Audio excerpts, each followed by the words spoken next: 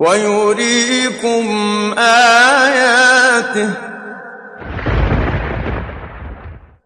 فأي آيات الله تنكرون. Till the beginning of 20th century, the people thought that the universe is static, and there is no start and end for it. It was a reason for materialism to deny the existence of the Creator. But in modern era of science, several researches, observations and calculations have been done which shed light to some cosmological facts. However, science is not 100% true because there is always variation in theories, but we select those evidences which are highly confirmed by science today. So one of those cosmological facts is that the universe is constantly expanding. The idea of expanding universe was proposed in early 20th century by the Russian physicist Alexander Friedmann and the Belgian cosmologist George Lemaitre. Through some theoretical calculations, they found that the universe is constantly in motion. And later on, in 1929, the concept was confirmed by Edwin Hubble. And Edwin Hubble sat there at this very big telescope night after night studying the heavens. And he found that the stars are moving apart. The stars are moving apart.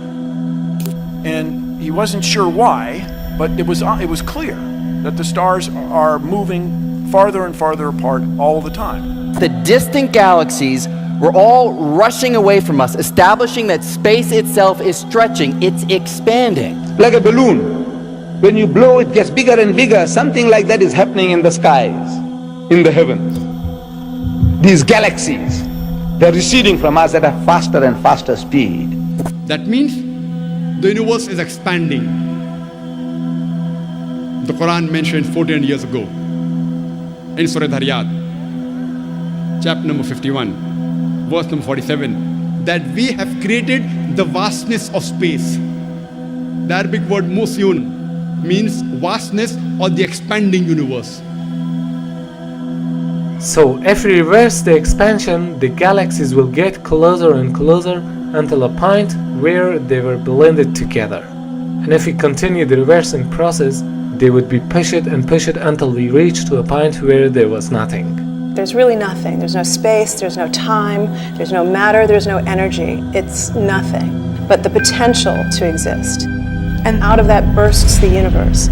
Well, where did it take place? It took place over there, it took place over there. Where did it take place? Actually, it took place everywhere, because the universe itself was extremely small at that time. It's impossible to describe the moment of creation in human language.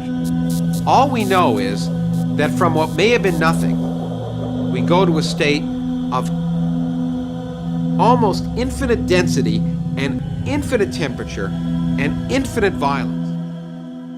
بديع السماوات والأرض وإذا قضى أمرا فإنما يقول له كن فيكون. The Arabic word bid'ah means the creation of something out of nothing. This word also connotes the fact that something is created not on a pattern previously designed of something, but as a completely new entity having no precedence. So the greatest marvel of creation is the creation of all concepts out of nothing. And what's amazing to me is that the laws of physics allow that to happen. And it means that our whole universe, everything we see, everything that matters to us today, could have arisen out of precisely nothing. So they say that this universe came into being with a big bang. The Big Bang Theory. Who says that?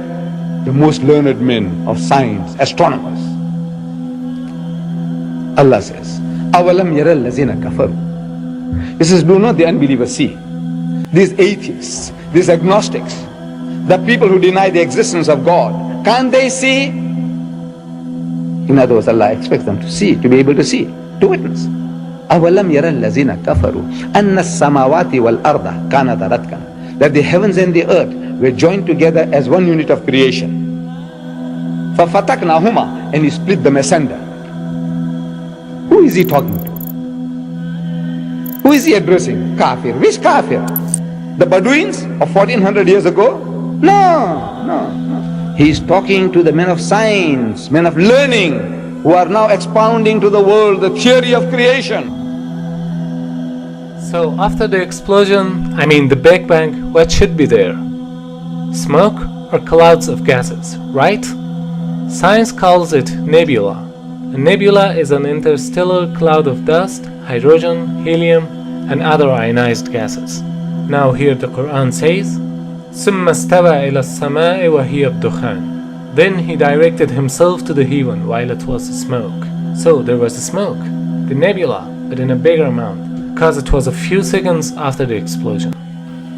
Dukhan does not merely mean gas, it specifically means smoke.